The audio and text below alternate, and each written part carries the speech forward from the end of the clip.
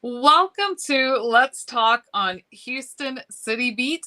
I'm Lisbet Newton, and joining me today is my friend Kristina Hayes. Kristina, thank you for being here. Thank you for having me. It's a pleasure.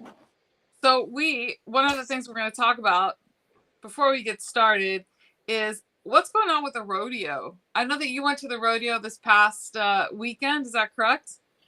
Yeah, I think I was there Thursday or Friday, right before the weekend. Wanted to beat that crowd. And what was your experience? It was different. It was fun. It was really crowded. Parking was crazy.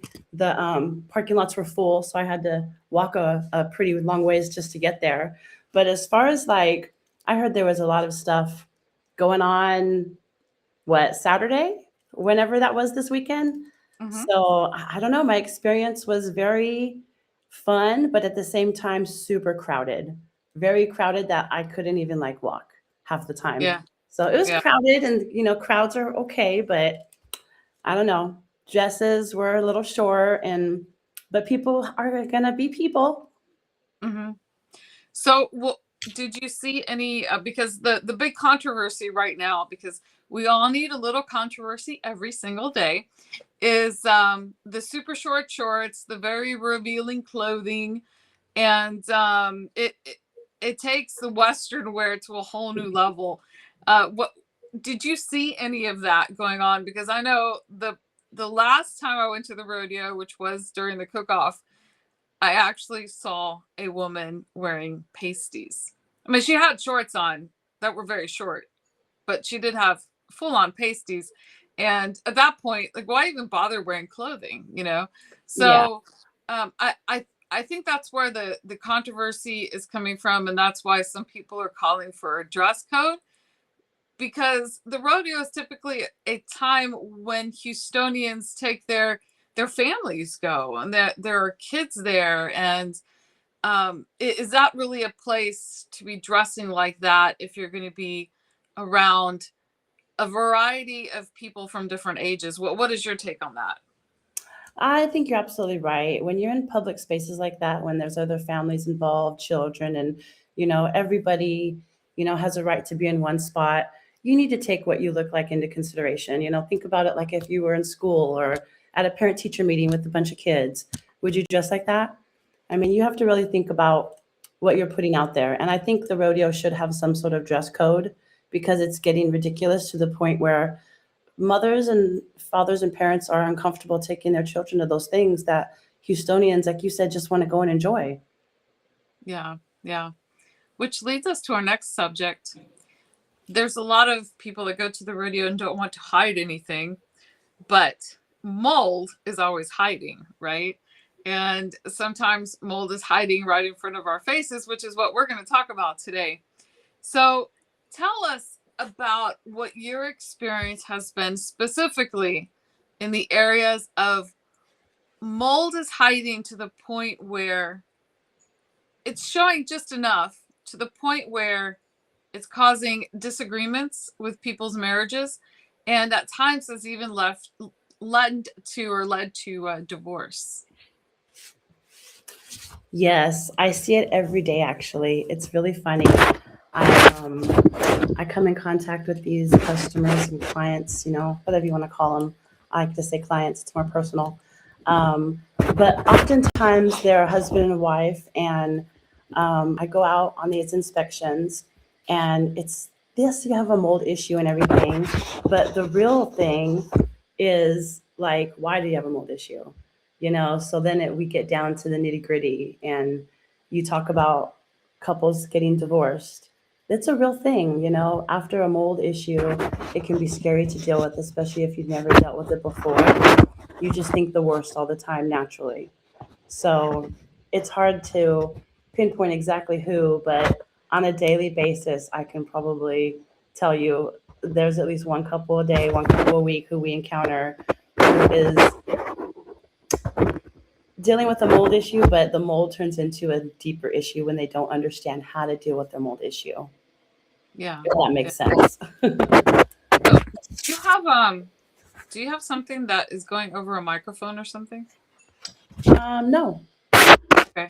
I keep hearing this. I think it's mold interference. Is that a thing? I think mold is trying to interfere with our video chat about mold. Right? It is So invisible, so we don't see it. that's right. I think that's what's going on here. Mold is trying to ruin this video, but it's not going to win, right? Of course not.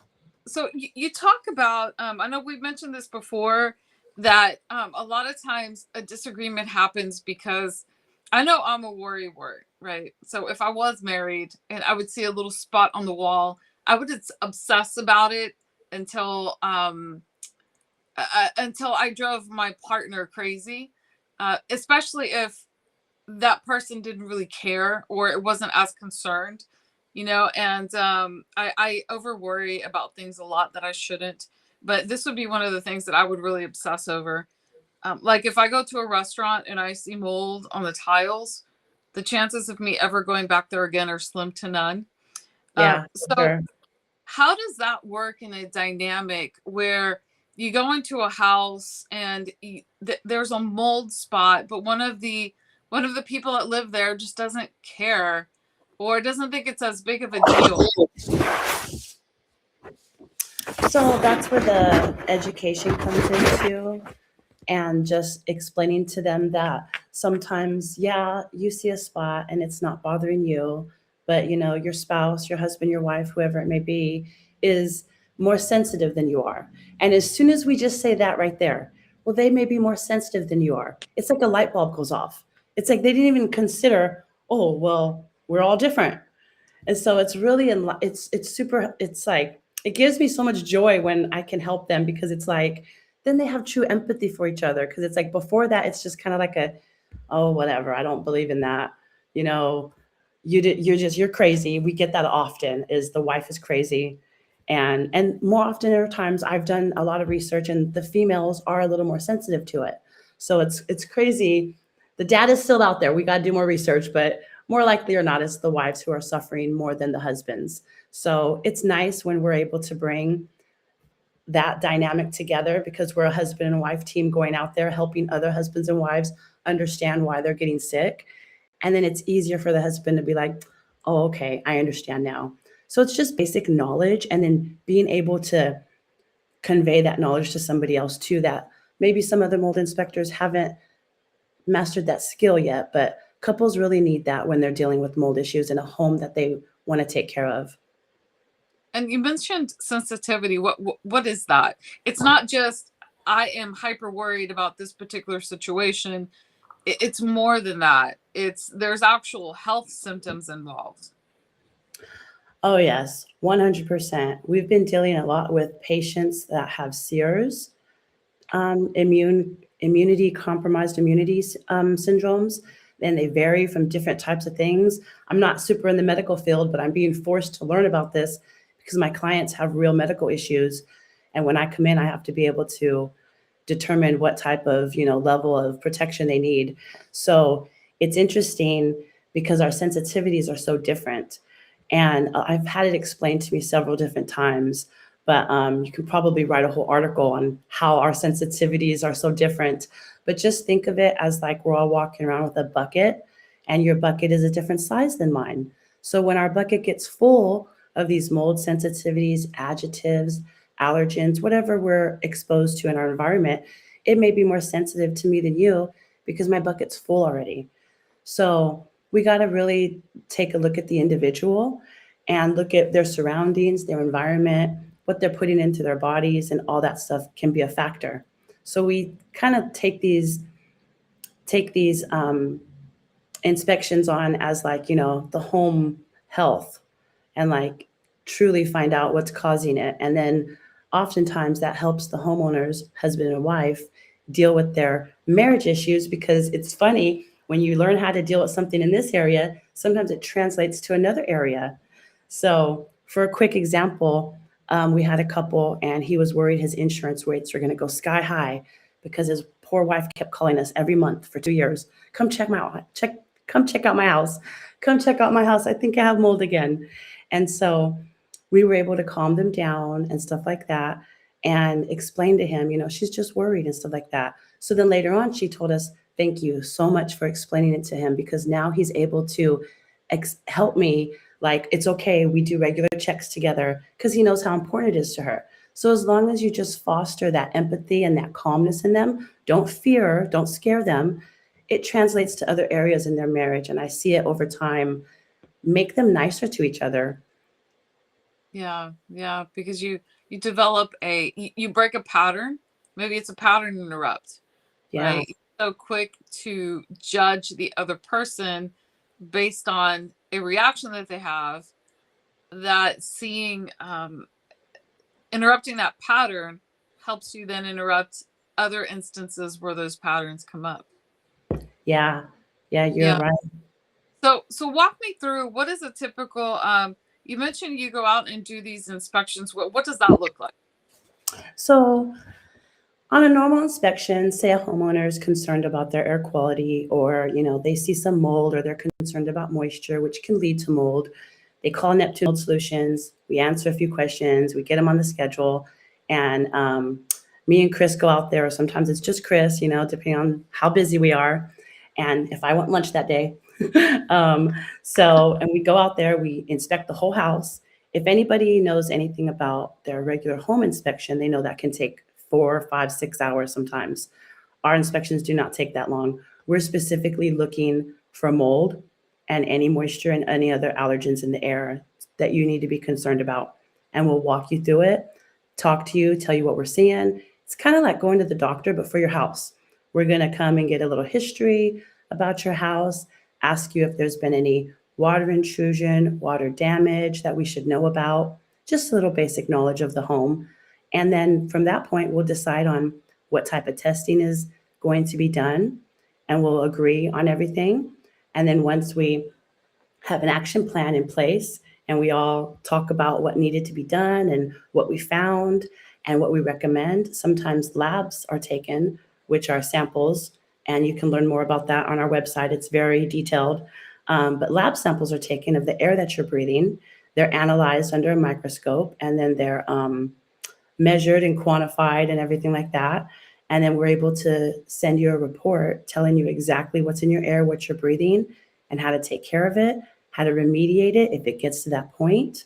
Or maybe your AC ducts just need to be really cleaned, because surprisingly enough, we don't clean those enough here in Houston. Yes, actually, it's funny you should mention that, because usually when you mention the term air duct cleaning, to most people, they roll their eyes like, "Oh man, another scam."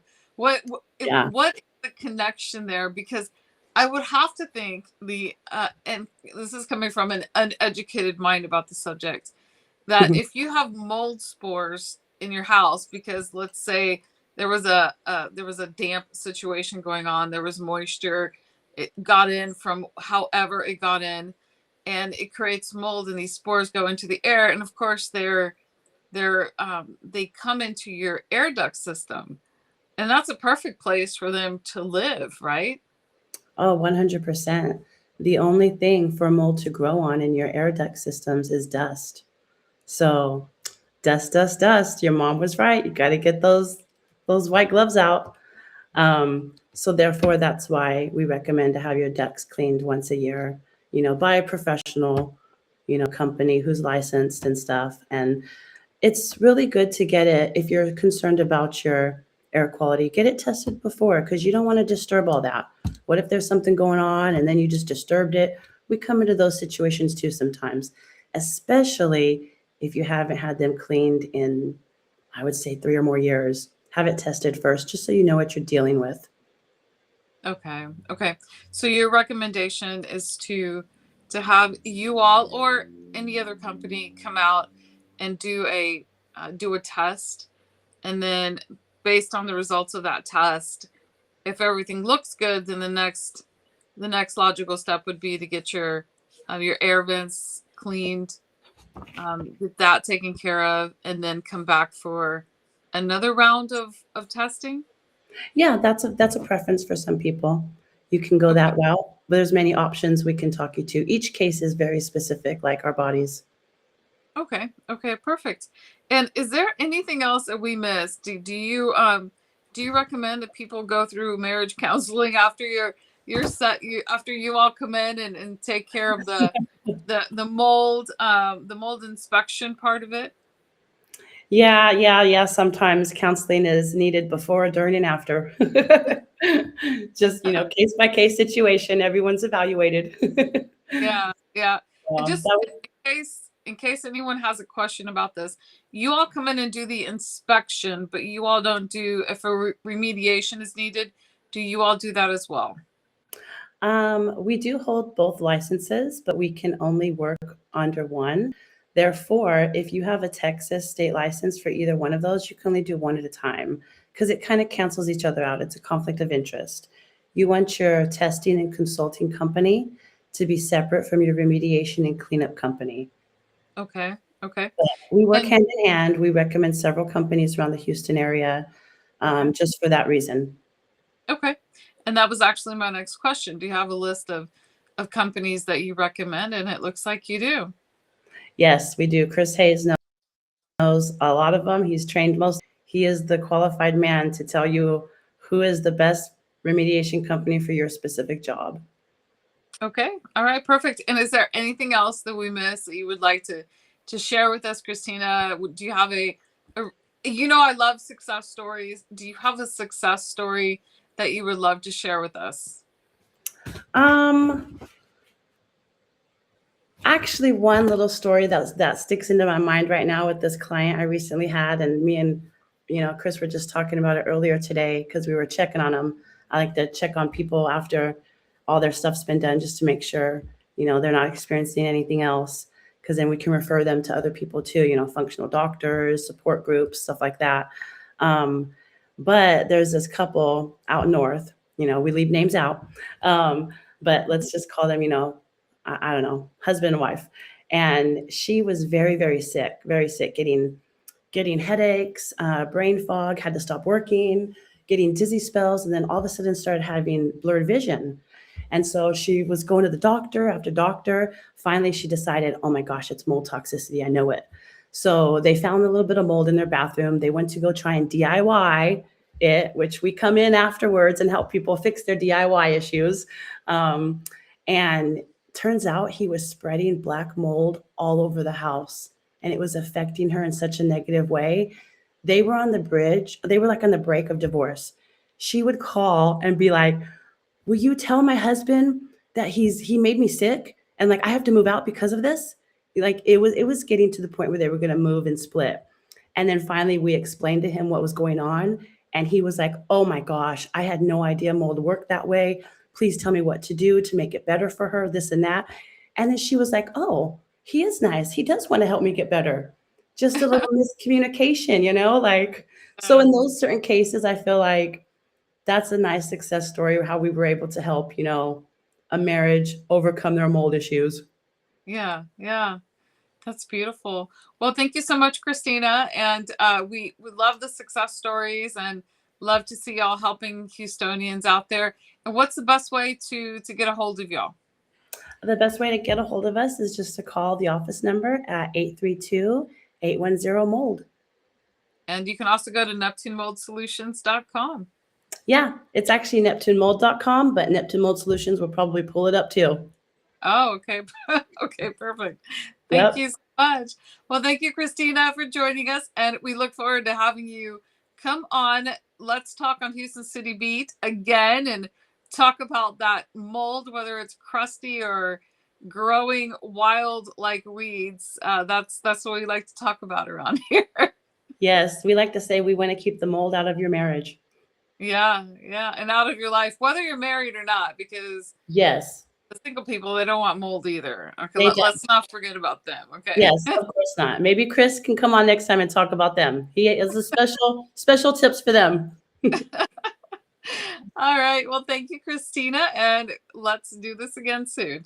Yes, thank you so much. You guys have a great night.